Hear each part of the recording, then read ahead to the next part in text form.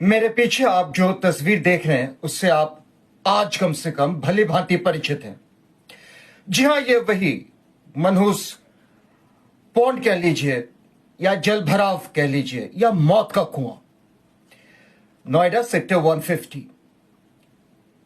16 जनवरी की वो मनहूस रात जिस दिन युवराज मेहता की गाड़ी बाउंड्री को तोड़ते हुए इस कुएं में जा गिरी। 90 मिनट का वो लड़ाई जिंदगी और मौत के बीच शायद हम सभी को शर्मसार करती है। हमको तो करती है, लेकिन नोएडा अथॉरिटी को करती है या नहीं, ये अभी भी सवालिया निशान है इस पर। क्योंकि उस रात जो हुआ वो एक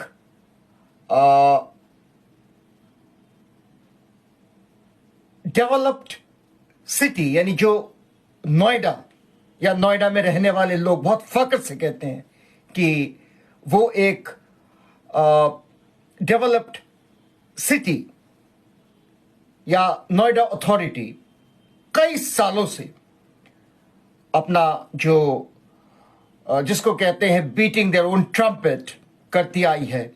कभी डेवलपमेंट के नाम पे, कभी तरह तरह के जो सुख सुविधा आयाम मुहैया करवाने के नाम पे। लेकिन 16 जनवरी की रात और 17 जनवरी की वो सुबह जब युवराज मेहता का डेड बॉडी, लाश उस पानी में से निकाला गया, मेरे ख्याल से नोएडा अथॉरिटी को कहीं ना कहीं शर्म तो जरूर आ रही होगी। कहीं ना कहीं मन में यह जरूर आया होगा कि चुल्लू भर पानी की जगह उस पानी में डूब मरे। मीडिया ने भी इस हादसे को उछाला, लेकिन मीडिया की बात यहां बाद में करते हैं। पहले इस हादसे के बाद बात कर लेते हैं। उस रात युवराज मेहता गुड़गांव से पार्टी कर नोएडा लौट रहे थे और सेक्टर 150 का ये मौत का जो, जहां एक तरह से कह सकते हैं नियति उनका इंतजार कर रहा था। टक्कर पे लाइट नहीं थी और उनकी गाड़ी सीधा जा गिरी इस जैसा कि मैंने कहा, इसको मैं क्या कहूं, जल भराव कहूं, मौत का कुआं कहूं। और वहां के जो स्थानीय लोग हैं उनके हिसाब से उनको लगा था ये एक कृत्रिम पौंड है जो शायद आगे चलकर ब्यूटीफाई होगी। हकीकत यह था कि ये बिल्डर द्वारा खोदी गई एक पिट थी जिसमें पाइलिंग का काम आधा अधूरा छोड़ा हुआ था और आज कई सालों से इसमें बरसात का पानी और तरह तरह के जो पानी आके जमकर ये एक जलाशय या पौंड का रूप ले चुका था।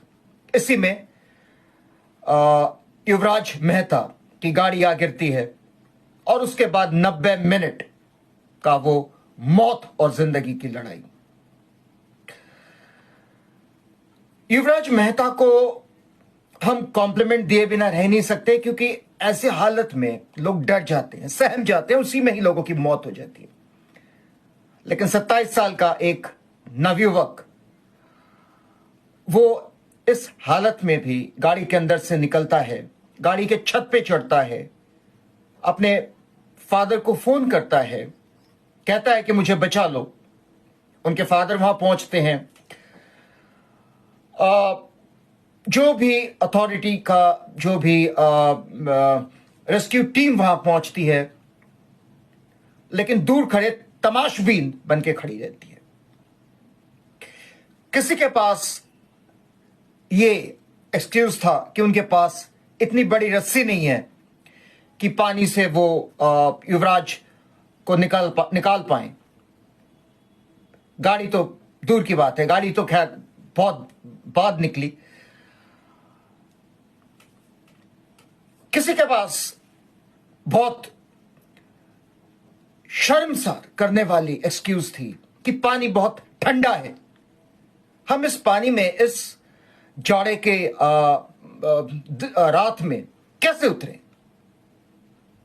किसी के पास यह एक्सक्यूज था कि इस, जिसको हम मौत का कुआं अब से कहेंगे, इस मौत के कुएं में सरिया लगे पड़े हुए हैं, सरिया काफी खतरनाक हालत में है, जंग लगी हुई है, जाहिर सी बात है इतने दिनों से पानी के अंदर है, हमें नहीं पता कहां सरिया, कहां पाइलिंग है, कहां गाड़ी है, तो कहीं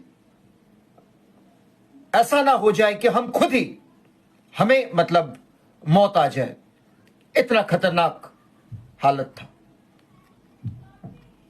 और इस सब के बीच युवराज मेहता के पापा एडमिनिस्ट्रेशन से गुहार लगाते रहे कि मेरे बेटे को बचा लीजिए। खैर साहब, जैसे मैंने कहा, ये 90 मिनट का ये नाटक चलता रहा। और एक बात यहां और कह दूं कि ये जो रेस्क्यू टीम वहां पहुंची थी,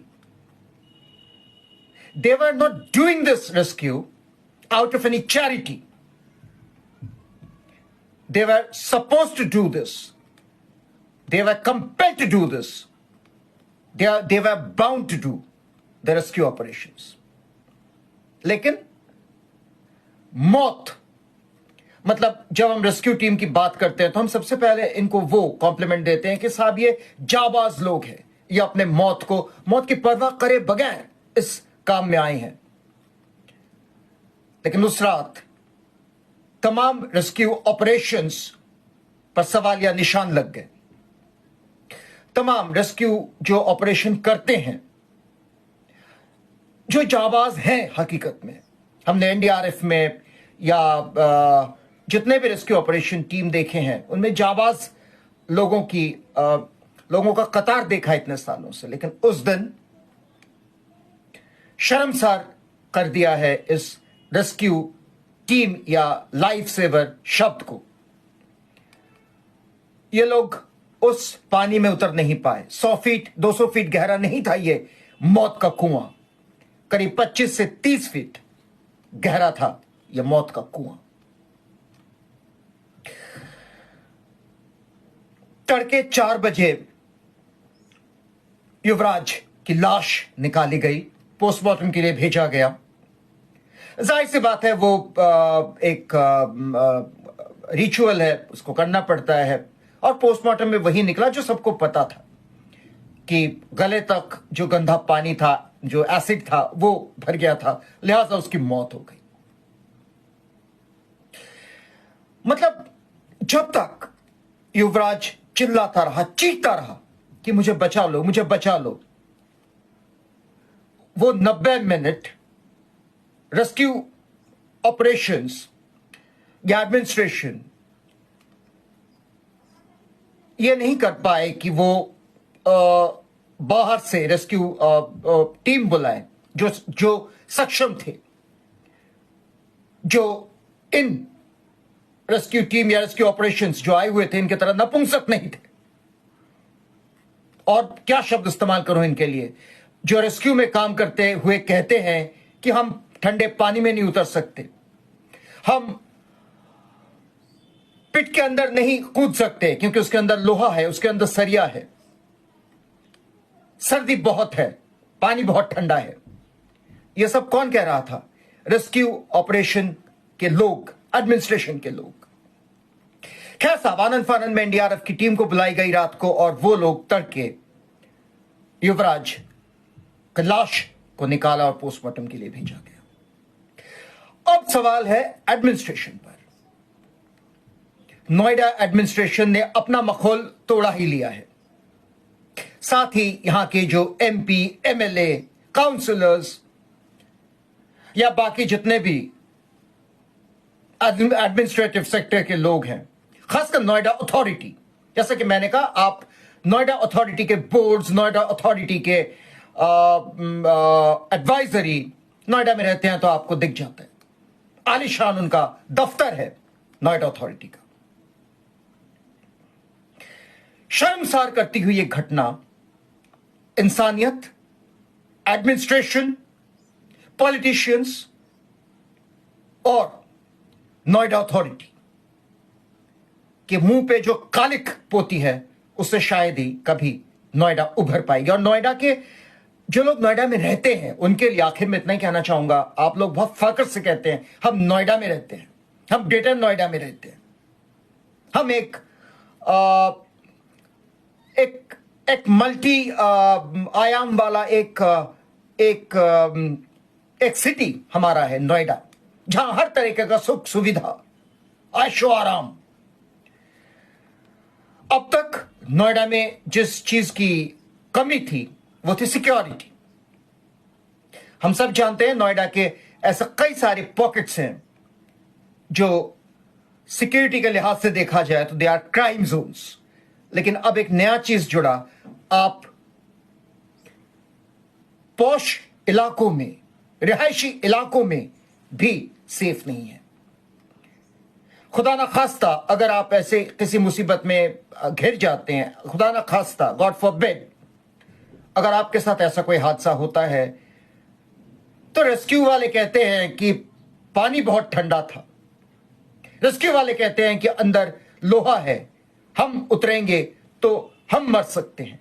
और ये तब जब उनके सामने 27 साल का एक सॉफ्टवेयर इंजीनियर मर रहा था, धीरे धीरे मौत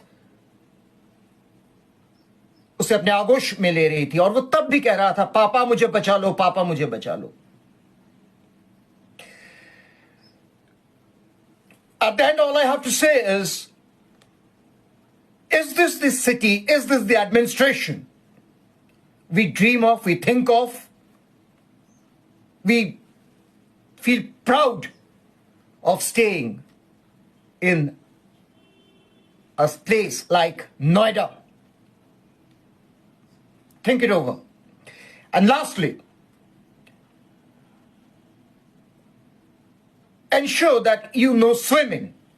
जी हां, ये कोई तंज नहीं है, ये कोई मजाक नहीं है, कोई मखौल नहीं है। सीरियसली, अगर आपको तैरना नहीं आता तो कोशिश करिए बेसिक तैरने के, कम से कम डूब जाएं तो कैसे ऊपर आए ये सीख ले। क्योंकि इस 27 साल के युवक ने इतना तो किया था कि गाड़ी के ऊपर वो खुद चढ़ गया था, बस उसको तैरना नहीं आता था, उसको ये नहीं पता था कि कैसे वो ऊपर तक आ सके, शायद बच भी जाता।